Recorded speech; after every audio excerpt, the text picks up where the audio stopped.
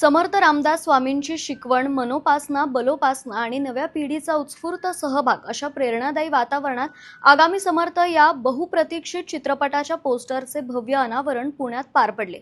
पिंपरी चिंचवडमधील निगडी प्राधिकरण येथील ज्ञान प्रबोधिनी प्रशालेत शेकडो विद्यार्थ्यांच्या उपस्थितीत हा सोहळा विशेष उत्साहात संपन्न झाला. समर्थ रामदासांनी दिलेल्या मनोपासना आणि बलोपासनेच्या शिकवणींचे प्रात्यक्षिक यावेळी विद्यार्थ्यांनी सादर केले. तसेच सर्व विद्यार्थ्यांनी सामूहिकरित्या सूर्यनमस्कार घालत समर्थांच्या विचारांना मानवंदना दिली. तर मनाचे श्लोक मधील 13 श्लोकांचे एक सुरात पाठन करत परिसर भक्तिमय आणि ऊर्जावान वातावरणाने भरून गेले होते. या अनोख्या उपक्रमाच्या पार्श्वभूमीवर विद्यार्थ्यांच्या उपस्थितीत समर्थ चित्रपटाच्या पोस्टरचे अनावरण करण्यात आले. आजच्या पिढीला समर्थ रामदास स्वामींच्या विचारांशी जोडण्याचा हा एक आगळावेगळा प्रयत्न असल्याची भावना उपस्थितांनी व्यक्त केली. काय आहे मला काय कळलंय, मी का चित्रपट केला याचं कारण एक सांगतो.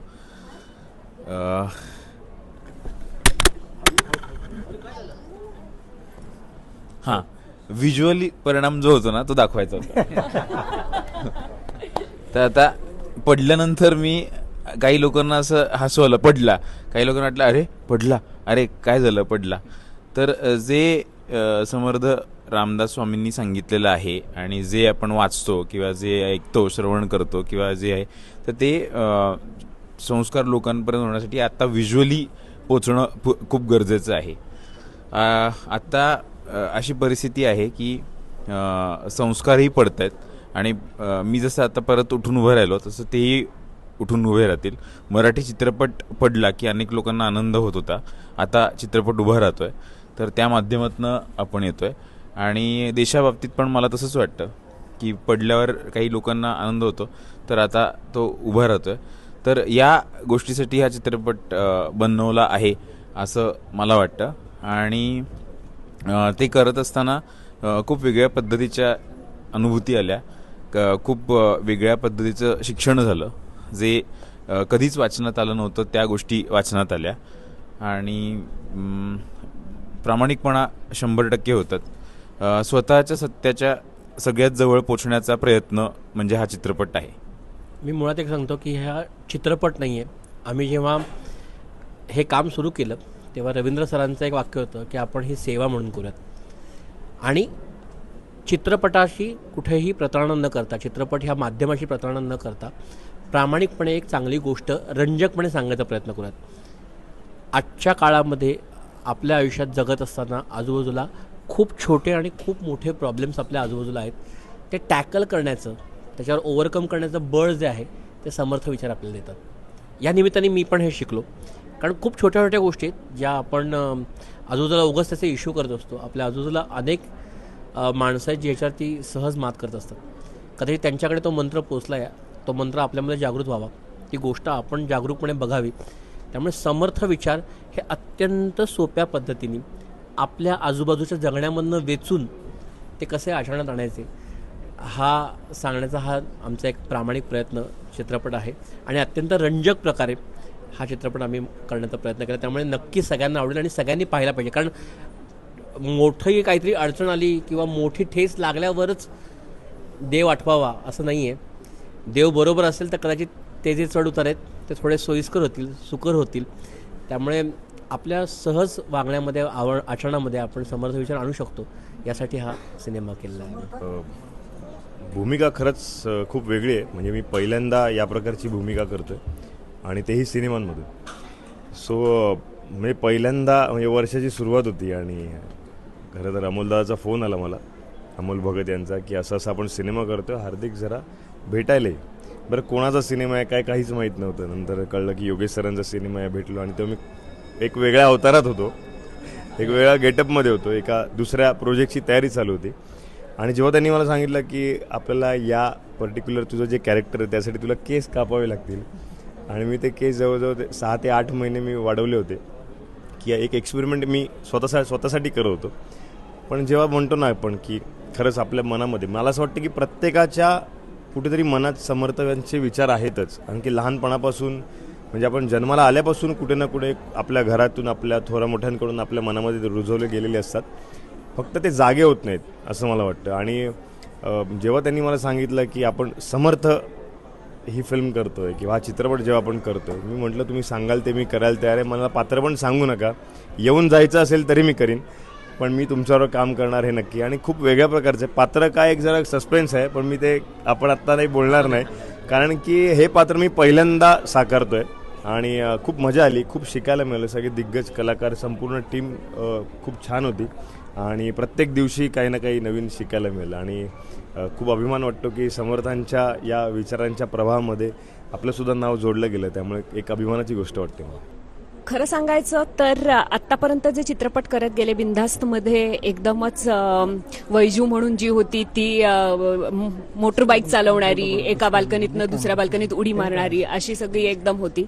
कायद्याचं बोलामधली जी होती ती एकदम काय म्हणू आपण इंग्रजा आलेली अशी कॅरेक्टर होतं. देऊळ बंदमध्ये पाकिस्तानी टेररिस्ट होते आणि खऱ्या अर्थाने मी एरवी जशी असते, म्हणजे बिनधास्तमधली वैजू बऱ्यापैकी माझ्यात आहे, नाही असं नाही, पण सावित्री हे नाव बघितल्यावरती आपल्याला जसं वाटतं सो तसं असावं असं प्रत्येकालाच वाटत असतं, प्रत्येक स्त्रीला वाटत असतं. तर मला सावित्री ही भूमिका या चित्रपटात करायला मिळाली आणि एकतर समर्थांच्या विचारसरणीवरती आधारित असा हा चित्रपट आहे, समर्थांचा वरती आहे असं म्हणू आपण, आणि त्याच्यात आपण काहीतरी करतोय हीच माझ्यासाठी मनापासून एक आनंददायी किंवा भाग्याची गोष्ट होती.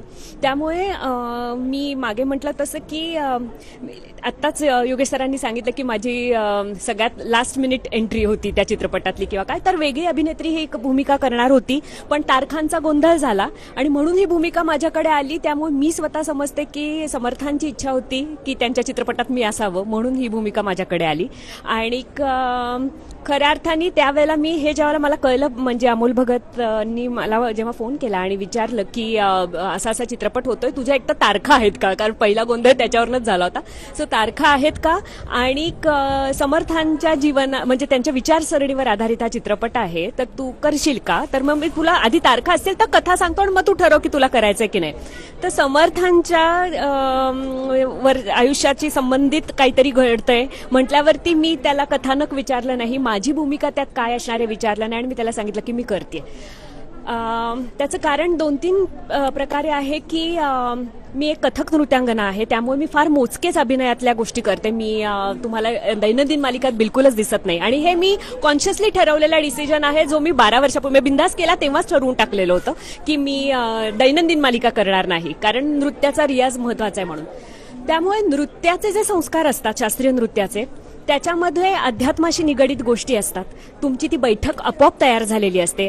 रामाच्या बंदिशी आम्ही एवढ्या करतो, पदं करतो, भजन करतो, तर भजन प्रस्तुत करताना सुद्धा तुमची एक मानसिक बैठक तशी झालेली असते आणि त्यामुळे का होईना तुमच्यावर ऑलरेडी संस्कार झालेले असतात आणि अशी एखादी जेव्हा कलाकृती येणार आहे आणि त्याचा आपण भाग होतो, त्यावेळेला ती आपल्यासाठी अभिमानाची गोष्ट असते आणि जबाबदारीची गोष्ट असते, कारण त्यातनं आपण जे विचार लोकांपर्यंत सक्षमपणे पोहोचवणार आहोत, तर ते आपण माध्यम होत मधले ते पोचवायला लोकांपर्यंत, तर ते माध्यम तेवढं प्रगल्भ असणं गरजेचं आहे किंवा त्याला ते विचार समजणं, तेवढं आकलन होणं, ती तेवढी समजूत असणं हे फार गरजेचं असं मला वाटतं. आणि मला त्यांचे विचार पहिल्यापासूनच आकर्षित करत होते. आम्ही सज्जनगडावर मी आणि माझे मिस्टर बरेचदा जातो आणि मी मुलींबरोबर माझ्या नृत्याच्या श्रीराम जयराम जय जय राम 108 आवर्तनं पायांनी फुटवर्क करत करत श्रीराम जय जय राम असं म्हणून घेते. सो माझ्यात ते इतकं ऑलरेडी होतं, तो अंश त्यांच्या ह्याच्याचा विचारसरणीचा, की जेव्हा हे कळलं त्यावेळेला मी लगेच हो म्हटलं आणि पूर्ण अनुभूती मला या चित्रपटाची एक सकारात्मक ऊर्जा देणारी होती, एवढं मी नक्की सांगेन. जय जय रघुवीर समर्थ. आज ज्ञानप्रबोधिनी विद्यालयामध्ये समर्थ या मराठी आगामी चित्रपटाच्या पोस्टरचा अनावरण प्रसंग आणि त्यानिमित्ताने सज्जनगडचे मुख्य स्वामी इथं उपस्थित होते, त्याचप्रमाणे आदरणीय चंद्रतनय दादा आणि ज्ञानप्रबोधिनी शाळेचे सर्व अभ्यासू विद्यार्थी आणि त्याचप्रमाणे प्राचार्य यांच्या उपस्थितीत हा सोहळा पार पडला. आज या चित्रपटासाठी सगळे मान्यवर कलाकार आणि चित्रपटाचे दिग्दर्शक योगेश फुलफगर देखील उपस्थित आहेत. चित्रपटाचा निर्माता होण्याचं एक निमित्त मात्र मला साधन मिळालं. हा खरं तर मी चित्रपट व्यावसायिक नाही आहे किंवा चित्रपट काढणं हा माझा काही छंदही नाही आहे, पण माझे सद्गुरू श्री ब्रह्मचैतन्य महाराज गोंदवलेकर ज्यांच्यामध्ये आपण समर्थ रामदास स्वामींचंच रूप बघत असतो, त्या ब्रह्मचैतन्य गोंदवलेकर महाराजांच्या जीवनामध्ये समर्थांचं तत्त्वज्ञान त्यांनी जीवनात जगून दाखवलं. आणि आज अशांततेच्या काळामध्ये खरं तर मनाचे श्लोक, आत्माराम, दासबोध हे सगळे ग्रंथ मनाच्या स्वास्थतेसाठी आहेत आणि ती मनाची स्वस्थता जनमानसामध्ये मिळावी. समर्थ हे केवळ एक व्यक्ती नाही आहे, ते एक तत्त्व आहे. ते त्यांच्या ग्रंथामध्ये गवसतं, पण आजच्या काळात ग्रंथ कोणाला वाचायला वेळ आहे. त्यामुळे ह्या ग्रंथाचं तत्त्वज्ञान रंजक पद्धतीने लोकांसमोर यावं या एका उद्देशाने आपण हा समर्थ चित्रपट निर्माण केलेला आहे. या कार्यक्रमास सज्जनगड येथील श्री समर्थ रामदास स्वामी संस्थानचे प्रमुख बाळासाहेब स्वामी यांची उपस्थिती लाभली. तसेच कार्यक्रमाला आशीर्वाद देण्यासाठी आदरणीय चंद्रतनय दादा या व्यतिरिक्त रामकथाकार, प्रवचनकार तसेच चित्रपटाचे मूळ कथा आणि संकल्पनाकार रवींद्र पाठक, दिग्दर्शक योगेश फुलफगार, क्रिएटिव्ह प्रोड्युसर आणि कार्यकारी निर्माता अमोल भगत तसेच कलाकार पुष्कराज चिरपुटकर, शर्वरी जमेनिस, हार्दिक जोशी आणि यतीन कार्यकर आणि विविध क्षेत्रातील मान्यवरही उपस्थित होते. थर्मोलाइन मार्केटिंग प्रायव्हेट लिमिटेड प्रस्तुत आणि A3 events and media services निर्मित समर्थ हा चित्रपट 6 ऑगस्ट 2026 रोजी प्रेक्षकांच्या भेटीला येणार असून समर्थ रामदास स्वामींच्या विचार संपदेचा आधुनिक संदर्भात घेतलेला हा प्रवास रसिकांसाठी प्रेरणादायी अनुभव ठरणार आहे.